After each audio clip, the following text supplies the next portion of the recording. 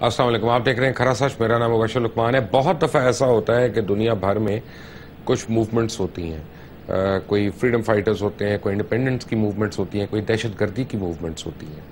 अब उसको किस तरह से लेना चाहिए? क्या एक दहशतगर्द जो एक रजीम के लिए या एक हुकूमत के लिए हो सकता है बहुत बड़ी अक्सरियत के लिए वो आज़ादी की जंग लड़ रहे हों, और इनको कैसे डिफ्रेंशिएट करना है? अब यहाँ पे क्या होता है कि मीडिया जो है वो एक अपना आकर रोल प्ले कर रहा होता है। मीडिया आपको और हमें और मुख्तलिफ लोगों को जो एनालिसिस देता है, तज्जिए देता है, आरा देता है, उससे हम लोग अपने तज्जिए आगे आके बनाते हैं। वॉर ऑन टेरर जो शुरू हुई वो 9/11 के बारे में उसकी वजह से शुरू हुई, और कहते हैं अब दुनिया में कि हम लोगों ने अपने बचपन में जो तारीख पढ़ी थी वो थी BC बिफोर क्राइस्ट और एनो डोमिनाई यानी AD, और अब जो हमारे बच्चे तारीख पढ़ रहे हैं आगे वो होगी बिफोर 9/11 एंड आफ्टर 9/11, क्योंकि दुनिया का सोशल और जोग्राफिकल जो फाइबर है वो बदल रहा है और काफ़ी हद तक बदल गया है।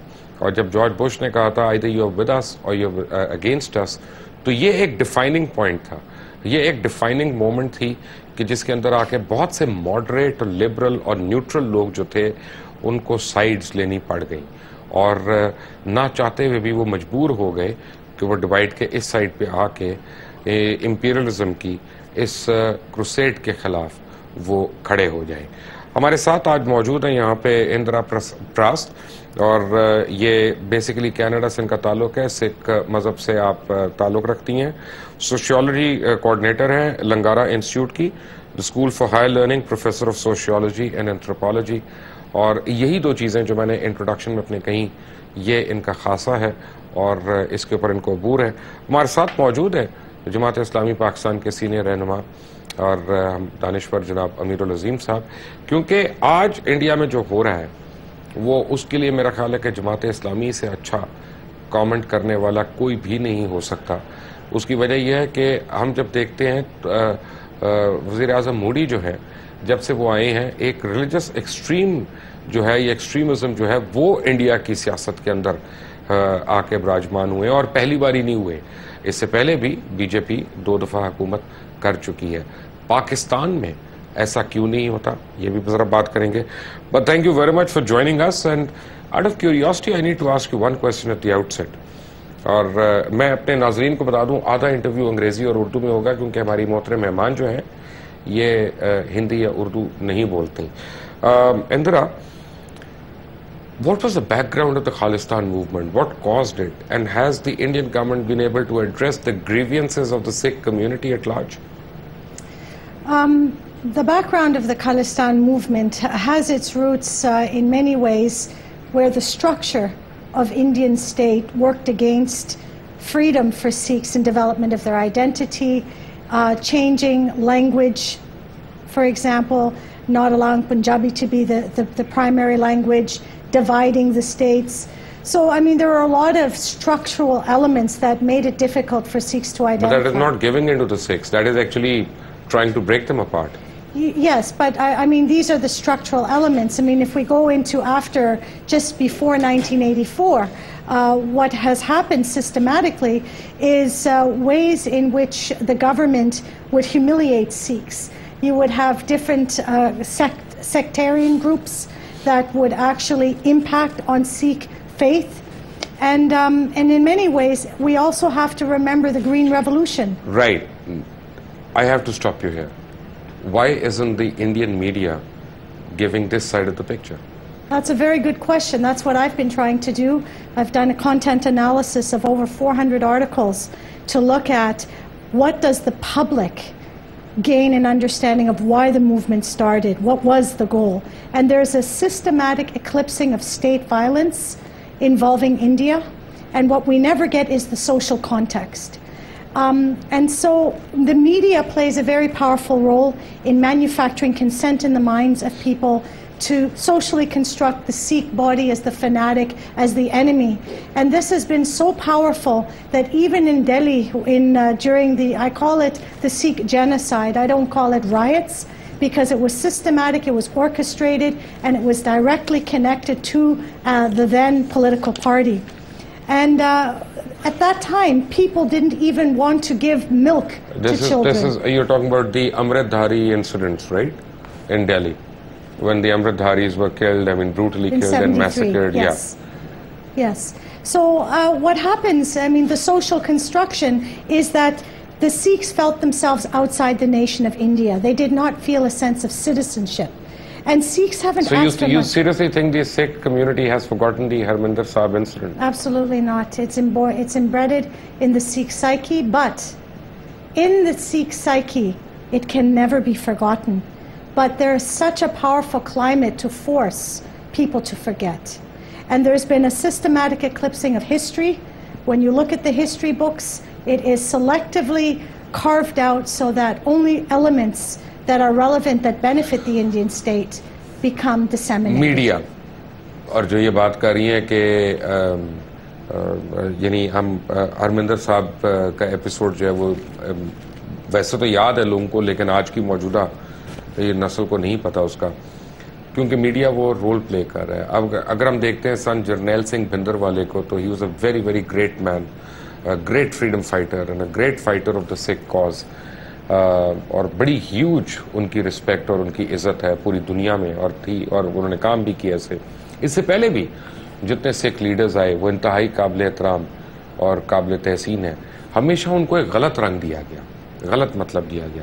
اب یہاں پہ میرا مطلب ہے کہ جب کوئی اٹھ کے امن کی آشا کی باتیں کرتا ہے، میں آپ سے، کیونکہ جماعت اسلامی کا بڑا ہارڈ کور موقف ہے کشمیر کے اوپر، میں اس لیے آپ سے یہ سوال کر رہا ہوں بیک گراؤنڈ دے کے، کہ 18,000 بچوں کی عصمت دری ہوئی کشمیر کے اندر، تقریباً 1,11,000 کے قریب نہتے لوگوں کو، معصوم شہریوں کو شہید کیا گیا، ان کے خون کی ہولی کھیلی گئی. جو وادی کشمیر میں جو حال ہے وہاں پہ، میں تو کہوں گا محصور ہیں وہ تو وہاں پہ، جس طرح سے مسلمانوں کو وہاں پہ رکھا ہوا ہے. کشمیر، پانی، انسانی جانیں، خواتین کی حرمت، ان ساری چیزوں کو چھوڑ کے ہم ادرک، لہسن اور چینی کا کاروبار کرنے کے لیے امن کی آشا کریں تو کیا یہ جائز ہے؟ بالکل نہیں. یہ میرے خیال ایک عرصے سے پاکستان کی اسٹیبلشمنٹ اس کام پر لگی ہوئی ہے، اور ظاہر ہے کہ جنگ اور جیو نے بھی اس کو اون کر لیا ہے. بس اوقات بہت خوبصورت الفاظ استعمال کیے جاتے ہیں چیزوں کو بیچنے کے لیے. یہ برانڈنگ ہے، مارکیٹنگ ہے کہ آپ مٹی کو بھی جو ہے وہ سونا بنا کر بیچنے کی کوشش کرتے ہیں. اب یہ دیکھیے کہ یہ جو ٹرمینالوجی استعمال ہوتی ہے، 2 ٹریک ڈپلومیسی اور شٹل بس سروس، اور وقتی طور پہ ایشوز جو ہے وہ پینڈنگ کر دیں اور کنسنسس جو ہے وہ ڈیولپ کریں.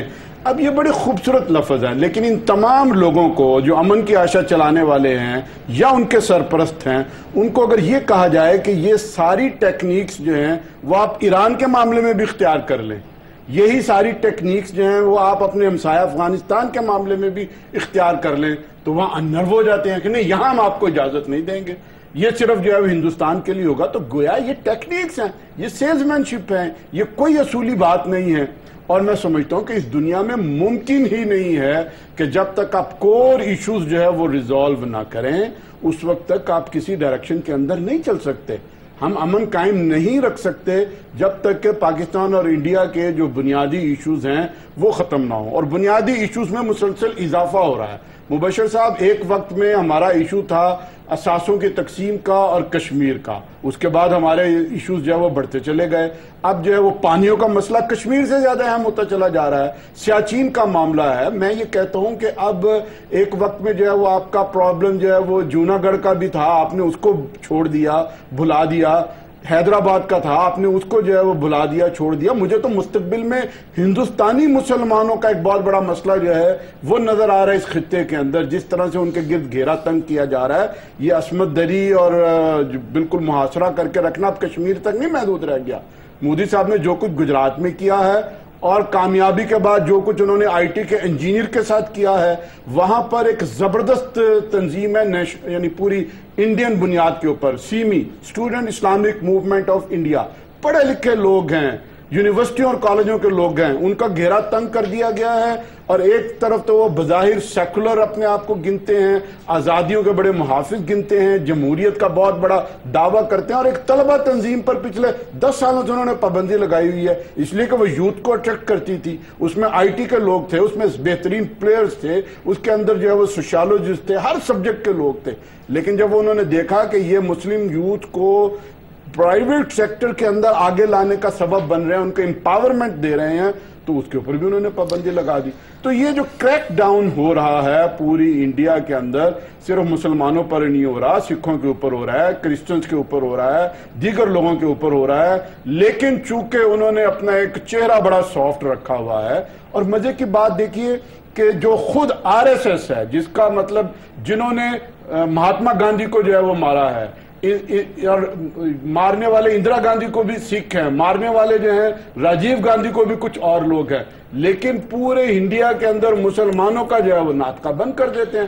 اور ٹیررزم کا پورا الزام جو ہے وہ یا پاکستان پہ لگتا ہے یا مسلمانوں کو، جو ان کے اندر اپنے گھسے ہوئے ہیں. یعنی اجمیر کے اندر کس نے کیا کیا، جس نے جو ہے وہ سمجھوتا ایکسپریس کو اڑایا، وہاں کی ایف آئی آرز گواہ ہیں کہ یہ ساری چیزیں جو ہیں وہ را اور Indian army with Samjhauta express وغیرہ میں ہو گیا، پربودھ کا، کرنل پروہت کا، یہ ہو گئی. But I don't mean to, Indra, I'm not using this opportunity to embarrass you, trust me. But as a media and corporate media and Pakistan's media, I want you to see something from our eyes as well, from our perspectives. And I'm going to show you something on your screen, and then I'm going to take your comment on it. Let's see.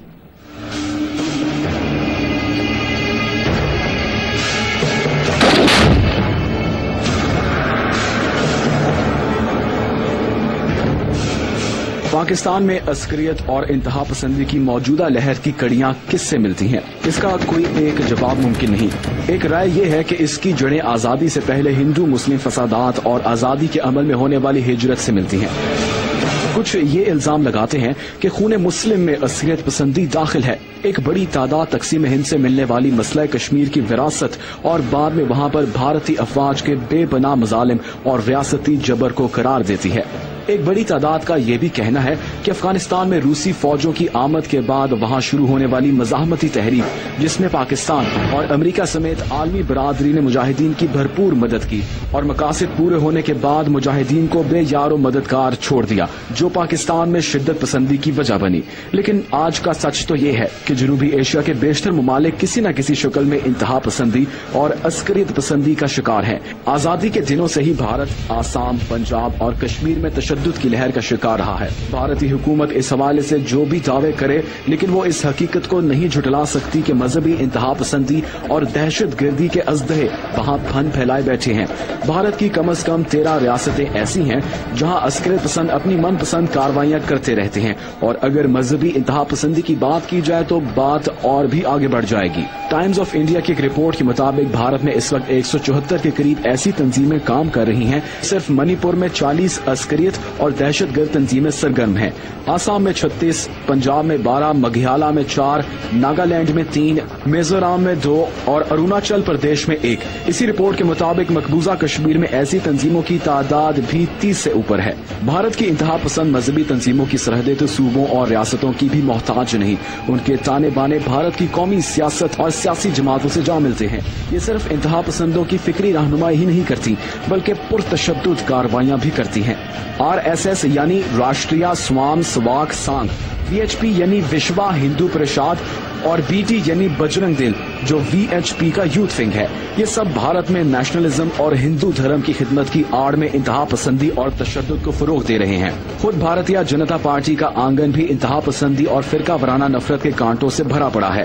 18 فروری 2007 کو بھارتی ریاست ہریانہ کے شہر پانی پت سے گزرنے والی پاک بھارت سمجھوتا ایکسپریس کے اندر ہونے والے بم دھماکوں، جن میں 50 پاکستانی جاں بحق ہوئے، اور ستمبر 2008 میں مہاراشٹر اور گجرات کے شہروں مالیگون اور مدوسا میں ہونے والے مسلم کش हमलों में मुलव्विस भारतीय आर्मी इंटेलिजेंस के लेफ्टिनेंट कर्नल श्रीकांत पुरोहित और मेजर समीर न्यानंद समेत तमाम बड़े किरदारों का ताल्लुक इन्हीं इंतहा पसंद तंजीमों के साथ साबित हुआ। उत्तर प्रदेश में शानदार तारीखी फन तामीर का शाहकार और मुसलमानों की अजमत रफ्ता की अमीन बाबरी मस्जिद की शहादत, उड़ीसा, कर्नाटका और दूसरी रियासतों में ईसाइयों पर हमले और आंध्र प्रदेश में मुसलमानों का कत्लेआम, ये सब क्या है? कौन है जो मुतनाज़ इबादत गाहों का ढोंग रचाकर अयोध्या में राम जन्म भूमि, मथुरा में कृष्ण जन्म भूमि और काशी में काशी विश्वनाथ टेम्पल बनाना चाहता है? फिर कौन है जिसने गुजरात में सन 2000 में खून की होली खेली? किसने अहमदाबाद समेत वहां के सैकड़ों शहरों और कस्बों में 2000 से ज्यादा मुसलमानों की जान ली और लाखों से उनके घर छीन लिए? किसने मजहबी जुनूनियों और इंतहा पसंदों को क्यामत बर्पा करने की खुली छुट्टी दी? रियासती मशीनरी किसके इशारे पर हजारों मासूम बच्चों और औरतों की आहों और सिसकियों पर खामोश तमाशाई बनी रही? भारत के साथ रोमांस और 21वीं सदी की पार्टनरशिप के दावेदार अमेरिका ने भी अब हिंदू इंतहा पसंदी का इतराक कर लिया है। उसका कहना है कि आरएसएस और तालिबान जनूबी एशिया के सबसे बड़े इंतहा पसंद ग्रुप हैं। अमेरिकी काउंसिल ऑफ फॉरेन रिलेशंस का मानना है कि भारत में होने वाली दहशतगर्दी और इंतहा पसंद हमलों में नजरियाती इख्तिलाफ के अलावा कश्मीर के हल तलब मामले का बहुत अमल दखल है। भारत में बाएं बाजू की इंतहा पसंद जमातों और तंजीमों की तारीख भी कोई नई नहीं। मनमोहन सिंह का कहना है कि भारत की अंदरूनी सलामती के लिए सबसे बड़ा खतरा नक्सलाइट्स हैं। नेपाल के बॉर्डर से मरकजी भारत के जंगलात तक और फिर बाहर मगरबी बंगाल, उड़ीसा, झारखंड और आंध्र प्रदेश समेत ये सारा इलाका नक्सलाइट्स और माओइस्ट्स की कार्रवाइयों की वजह से रेड कॉरिडोर कहलाता है। दिलचस्प बात यह है कि नक्सलाइट्स अपने ऑपरेशंस के लिए असलहा और बारूद खुद ही तैयार करते हैं।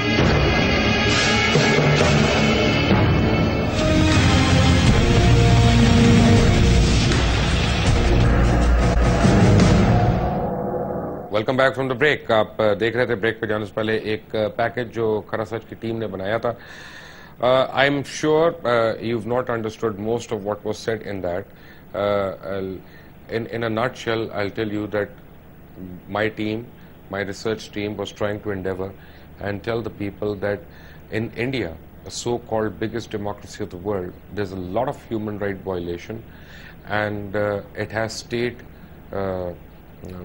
blessings for that human right violations, or for those human right violations, and as well as the irony is that the Indian media fails to report it as such, and they always try to find things wrong with Pakistan, whereas Pakistan in itself is a victim of terrorism of many kinds, so, and a lot of those can be traced back to India. Your comment?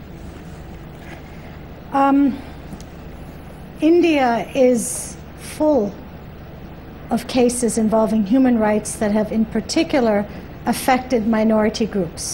In Odissi, the Christians; in Gujarat, the Muslims, the Sikhs, and they today in particular are concealing these human rights atrocities because India is entered into the global economic market, and they have to package an optic to the world that they're a democracy, that they are secular, which they're not according to the Constitution that excludes Sikhs in the Marriage Act and many other groups. So in terms of why human rights violations are concealed, it's important because it would be very difficult for America, for example, or England, who have socially constructed themselves as advocates for democracy when their own acts can very much be defined as terrorism in certain sectors of the world. So when you ratify economic agreements, when you engage in bilateral agreements, there can be sanction against India.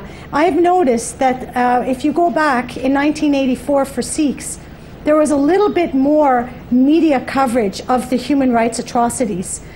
Amnesty International and many other organizations have now lobbied India against its Torture Act. India has failed to respond to this. Why? Well, in many ways, the response to that is that India continues to also ratify economic ties with India. Now, if we look at Pakistan, for example, I mean, in Canada, every time there's some political problem in Pakistan or in India, it's always blamed on Pakistan. So Pakistan becomes the very convenient scapegoat for India. The center of gravity, basically. Absolutely. And I mean, some of the... Is it true that the Indian government is not happy with you either? Because according to them, in 2013, if I'm not wrong, you, as Indra Prasad, you formed a group in Germany, and you assembled a lot of Khalistan commandos over there, and you started a creative awakening about whatever transpired for the Khalistan movement. Is that right? I started it. Actually, it's a collective effort. What I've done is I firmly believe that the human rights atrocities for Sikhs has been concealed by media, and I think that advocacy for a homeland Khalistan should be an inalienable right for Sikhs, and India feels extremely threatened by that and will always bring Pakistan into that forefront. What I have done, it's a very big challenge, because as soon as you bring Khalistan into the forefront, it ruptures India. If you're going to, and it gets back into the myth, actually. It ruptures the myth to actually show that there was legitimacy. Yeah. What did Sen Bhindranwale want?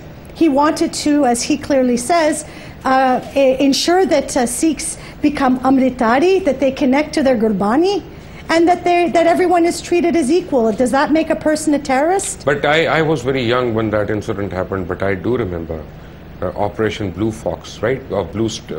Blue Star. When it happened. Sant Jarnail Singh Bhindranwale, he was an extremely upright man, and he did not promote violence or any lawlessness in India at that time. But why was the Indian media reluctant to portray his real side? Well, I mean, there's of course the allegations that he became sort of the puppet for Congress. They used him. Thank God there wasn't ISI at that time. Yeah. Right? So. But I think one of the key reasons is they feared Bhindranwale. They feared him because they knew right. he was right he and was no true. compromise. And he never asked for Khalistan. He says, if you give it to me, I will take it.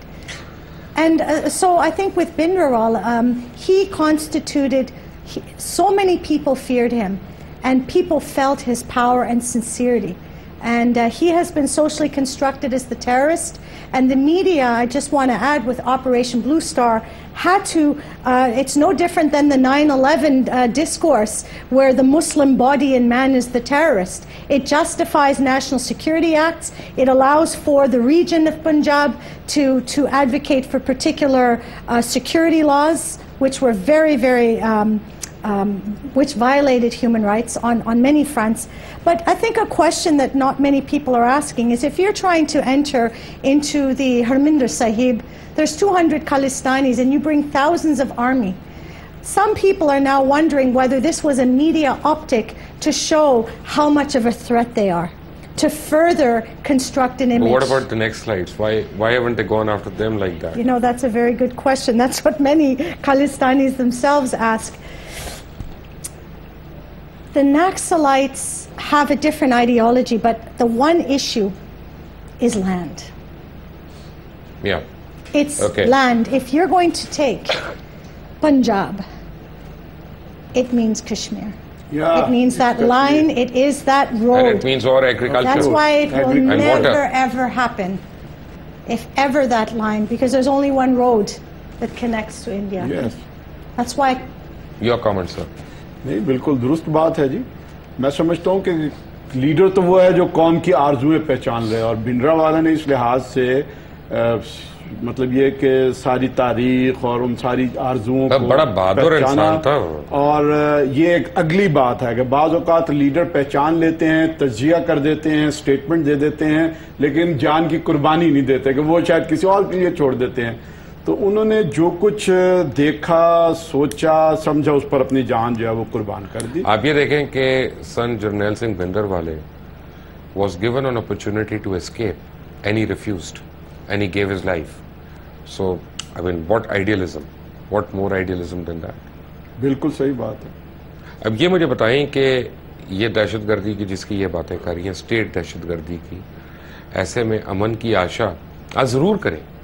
میں یہ نہیں کہتا کہ ہر وقت حالت جنگ میں ہم رہیں, لیکن میں یہ چاہتا ہوں کہ ان مسئلوں کو بھی تو ختم کر لیں. دیکھیے میں کہتا ہوں کہ آپ پوسچر میں ڈپلومیسی اختیار کر سکتے ہیں, سافٹ ہو سکتے ہیں.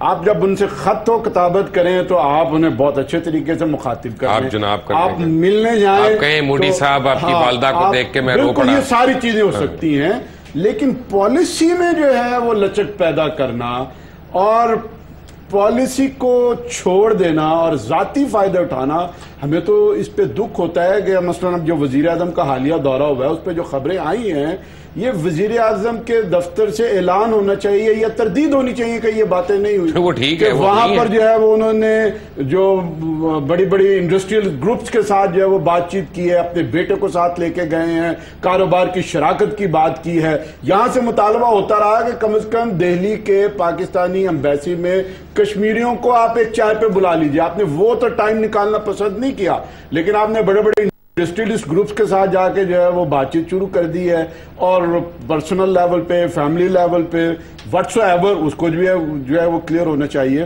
اور ہو یہ رہا مبشر صاحب کہ جتنا مطلب یہ کہ ہندوستان کا معاملہ پوری دنیا میں وہ مہاتما گاندھی کی ایک پکچر پیش کرتے ہیں کہ جو بڑا پرامن اور وہ بڑا عدم تشدد کا قائل تھا, لیکن خود اس کے پردے میں جو کچھ چھپا ہوا ہے انڈیا کے اندر, وہ اب پاکستان اگر بے نقاب نہیں کرے گا تو اور کون کرے گا.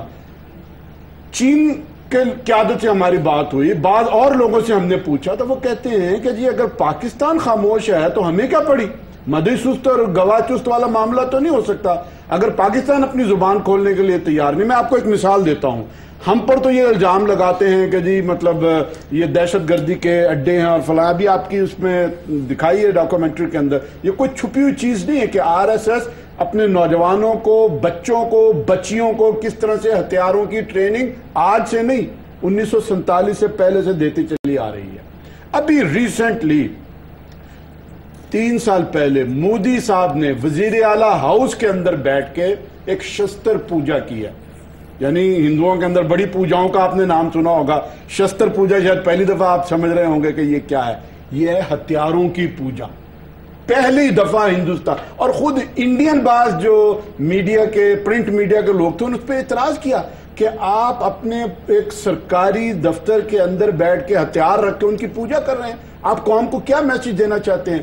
تو جو لوگ اس درجہ جو ہے وہ خونی ہو جائیں, آپ نے اور بہت ساری جو ہے وہ عبادتیں سنی ہوں گی, لیکن یہ کہ ہتھیاروں کی بھی عبادت جو ہے وہ شروع کر دی ہے, تو اس کا مطلب یہ کہ ان کا مائنڈ سیٹ کیا ہے, وہ کس طرف لے کر جانا چاہتے ہیں. اب اس کو اگر ہم نہیں پڑھیں گے, ہم ایکسپوز نہیں کریں گے اور ہم بچتے چلے جائیں گے اور توقع رکھیں گے کہ ہمارے نمستے کہنے سے اور ہاتھ جوڑنے سے ان کے اندر بھی کوئی آسانی پیدا ہو جائے گی. تاریخ تو یہ بتاتی ہے کہ انہیں جب موقع ملا ہے انہوں نے ہمارے کمر میں چھرا گھونپا ہے. تو بغل میں چھری اور منہ میں رام رام ان کا پورا طرز عمل ہے. بنگلہ دیش انہوں نے مطلب یہ ہے کہ بنانے میں اپنا کردار ادا کیا ہے. پاکستان پر حملے انہوں نے 2 کیے ہیں. اس کے بعد اب بھی وہ کوشش کر رہے ہیں بلوچستان کے اندر جو کچھ کر رہے ہیں, جنہوں نے خود اپنے ملک کے اندر رہ کر جو ہے وہ مالیگاؤں گاؤں کے اندر دھماکے کیے ہیں, سمجھوتا ایکسپریس میں کیے ہیں, اجمیر شریف کے اندر کیے ہیں. وہ پاکستان کے اندر کیا کچھ نہیں کرتے ہوں گے, لیکن ہمیں افسوس ہے کہ ہم اپنی زبان سے جو ہے وہ باتیں یہ نکالنا پسند نہیں کر رہے. Indra, what do you think is the role of the corporate media in instigating all of these conflicts? Now we have India, we have Pakistan, we have the rest of the world who look on us. And the fact of the matter is that there's been a United Nations resolution about Kashmir. And that has never been propagated. And it's always been termed that Kashmir is an internal conflict, point of conflict between India and Pakistan, which is totally against the spirit of that resolution that was passed by the United Nations. So what do you think is the corporate media doing over here? Pushing forward their economic and cultural, economic interests, or do they really care about the countries and the people they represent? In Pakistan? India, in India, as well as in Pakistan. Well, I think there's which corporate entity really cares about a people? So it becomes a rational, calculated way. It's not only investment, but it's to control a nation. Depending on the percentage of economic investment by a nation, you can also dictate a nation in terms of its bilateral economic agreements with other places. So in terms of the economics for India, I think India has definitely been seduced by the corporate media, and their mode of survival is to literally give up their identity and culture. And in many ways, what this has also done is it has produced war. It has produced war because it's about economic, it's really a competition for gaining economic access. If we look at China, for example, China and India have had their differences because it's a gaining entry into the capital market. What I have observed and what some of the discourse in Canada is among some of the scholars is when we look at Pakistan, the question really is Pakistan has an enormous amount of potential here, and any kind of economic investment gets sabotaged. And so there are people that are pointing fingers to India on some fronts that is trying to destabilize Pakistan so that economic investment isn't brought in.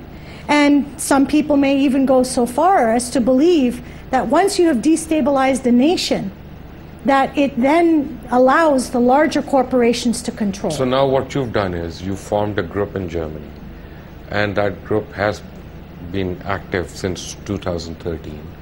And you have brought together a lot of Khalistan commandos over there. And so when you bring people like Amir al-Azim or other people like him, I know that you're trying to have an academic discourse.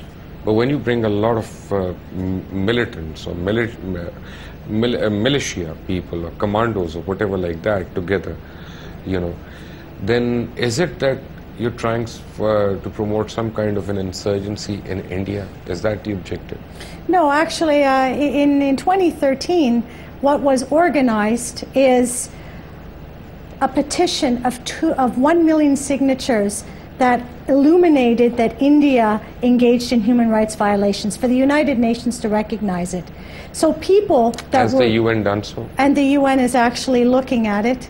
I highly doubt it. They haven't. Because there's a lot of commercial and economic interest in India, in the 1 million commercial market. 1 billion is in India. But to get to the question on the group bringing this militia together, it's not a militia. I think these are individuals that have been abused. But hopefully one day they will system. become a militia. I don't know if though. I always believe the word freedom fighter. But you do right, okay. I believe that they are fighting for freedom to be able to have an identity that is not in control of the Indian state. And I think that there is definitely a resurgence, even though people deny that. India will deny that resurgence exists because they crush it. But when we have... So now, will I be right if I say that Indra Prasad is trying to organize a militant insurgency inside India to free Khalistan? And professor of... Yeah. Now, will I be all correct in saying that? Actually... I mean, I'll have more admiration for labeling. It's labeling. Let me just qualify that. I believe that any person that can argue, like Khalistani, some of them, that their right to an identity that is still being crushed by India, that they have, I am producing a space for them to actually talk about it. Because if you don't start to even talk about what the issues are because of the systematic eclipsing, how can you move forward? I had to take a break, a commercial break, Okay. long time back, and I've been ignoring it, and I will still ignore it. I need to ask you one interesting element. Because I have a tremendous amount of respect and faith in the Sikh community as good human beings and contributors to the society. But I also know them to be great fighters and warriors. And the Indian Army's backbone is of the Sikh community. Yep, over. Do you think in the foreseeable future you see the possibility of those Sikh soldiers turning against the state that they represent? Absolutely. I have no doubt about it. We'll take a break. Take a break.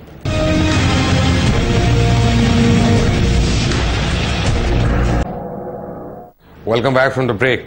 In 1947, the Congress Party in India gave an understanding to the Sikh community that they will go for independent Khalistan with the passage of time in about 20 years or so. They went back on their word, though Congress was in power. The Muslims of Kashmir were given the assurance that they will be given the right to plebiscite. The Indian government, subsequent Indian governments went back on their word. We've seen that happening to Naxalites, we've seen that happening to Maoists, and we've seen that happening in Bengal as well, Orissa especially. What is this incessant desire in the Indian establishment to sacrifice those very strengths that they have, that form their society, make promises with them, and go back on their own commitments? And why is the Indian media totally oblivious about it? Indian media is controlled by the state on many fronts. Even the independent media? No, there are certain outlets there. They're outside India. Yes, in Germany. Right? in Canada as well. In Canada. But I think why they're oblivious is that I've noticed a pattern in certain places where it has been bought out. I mean, we mustn't assume because you're in a media outlet outside of India. There are economic alliances. It goes back to economic agreements. But the systematic eclipsing of the human rights, and for example in Kashmir, I mean, in the past people would say Kashmir was the place where people would go for honeymoons, and now it is the place of military control. And no one knows about the actual stories, the real stories that grandparents speak about. Why is that?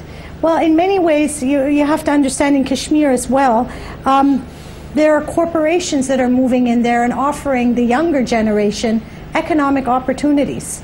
And so their whole mindset is sold. There's almost this coercive threat. The media plays a powerful role on two levels. It forms your subjective identity and understanding about a nation, and that makes people not feel guilty. But as soon as the Kashmiris, for example, themselves know what the state does, there's a rupture. There is a certain faith in the human subject where they would resist, and we're seeing that now. Very quickly, यही बात जब हम national sovereignty की बात करते हैं तो यही बाबा जी जैसे लोग जो है वो हमारे ऊपर कहते हैं आज़ादी सहाफ़त के ऊपर कदगन लगा रहे हो, ISI के एजेंट बन गए हो, ये सारा आप देख लिया जमहूरियत कितने ख़तरे में है, कितनी नहीं, और कितना इस्लाम इंतहा पसंद है, वो भी आप सुन ले ज़रा। ठंड पड़ गई आपको? नहीं, हमें तो बिल्कुल ठंड है, ठंड तो किसी और को पड़नी चाहिए। देखिए, हम अपना मौक़िफ़ जो है वो कभी भी किसी मतलब अगर मगर के बगैर बयान करते रहे हैं, और आज भी मैं ये कहता हूँ कि मैं मुसलमान हूँ और मुसलमान होने की हैसियत से मुझे हिंदू से कोई नफरत नहीं है। मेरा दीन मुझे ये सिखाता है कि आप हर मजहब की तौक़ीर करो, ला इकराहा फिद्दीन, और उसके बाद मुझे वो ये सिखाता है कि हर इबादत गाह की, चाहे वो टेंपल है, चाहे वो गुरुद्वारा है, चाहे वो चर्च है, उसकी रिस्पेक्ट करो। मुझे ये सिखाया गया है। फिर हिंदुस्तान की सरजमीन मेरे लिए बाइसे फ़ख्र है, जहाँ से मेरे आबा अजदाद का ताल्लुक है। फिर वो एक इतनी बड़ी आबादी है लोगों की, खुदा का वो कुनबा है, तो मुझे कोई नफरत नहीं है। मैं तो ये कहता हूं कि मुझे और मेरे मुस्तकबिल का हक अता करो। जब तुम मेरे आने वाले मुस्तकबिल के लिए भी पानी का रास्ता जो है वो रोक दोगे, और तुम मेरी एक जिस्म का एक हिस्सा जिनका तुमने वादा किया हुआ था कि हम इनको इनका हक देंगे, और आप उन्हें महरूम कर रहे हो, और अब आके ये कह रहे हो कि हम उनका जो स्पेशल स्टेटस है वो भी चेंज कर देंगे, तो इस पूरे तनाजुर में जो लोग भी हिंदुस्तान के साथ नॉर्मलाइजेशन की कोई उम्मीद रखते हैं, मैं उन्हें उम्मत का, मिल्लत का, कौम का जो है वो गद्दार समझता हूं। बाकी नॉर्मलाइजेशन और मिलना मिलाना और फ्रेंडशिप, ये पूरे खित्ते के अंदर अगर आप ये बहार चलाएंगे तो मैं समझता हूं कि उसमें एक छोटा सा जजीरा है हिंदुस्तान, बंगाल और ईरान और वस्त एशिया और पाकिस्तान, ये पूरा एक ब्लॉक आप बनाएं और इसके अंदर जो है वो अमन की आशा चलाएं, दोस्ती की जो है वो आप इसमें सवारियां चलाएं, गाड़ियां चलाएं, हमें तो खुशी होगी। राइट, इंदिरा प्रास्त एंड मीरुल अजीम, आपका बहुत बहुत शुक्रिया। एक बात तो मैं ज़रूर कहूँगा, दो बातें कहूँगा चलते चलते, कि BLA हो, LTT हो, TTP हो, जब इनकी ट्रेनिंग मॉड्यूल्स और इनके एग्जीक्यूशन के आप मॉड्यूल्स देखते हैं तो उन सब में बहुत मुमासलत है। तो तब आपको पता चलता है कि ये सारी जो दहशतगर्दी की ट्रेनिंग है दरअसल किस मुल्क से निकल के एक्सपोर्ट हो रही है पूरी दुनिया में, या अपने खत्ते में जा रही है, जैसा अमीरुल अजीम साहब ने कहा. On a personal note, I must tell you one thing about the Sikh community. I have a tremendous amount of respect for the Sikhs of the world, and I really admire them. And amongst their many great qualities, there is one very big, strong, overriding quality that must be talked about. I must have traveled to 37 countries in the world, if not more, and I've traveled extensively. In my entire life to date, I've never seen a Sikh begging on the street anywhere in the world. The Sikhs are a very proud nation, and that is why we admire them. Thank you. Until next time, Allah Hafiz.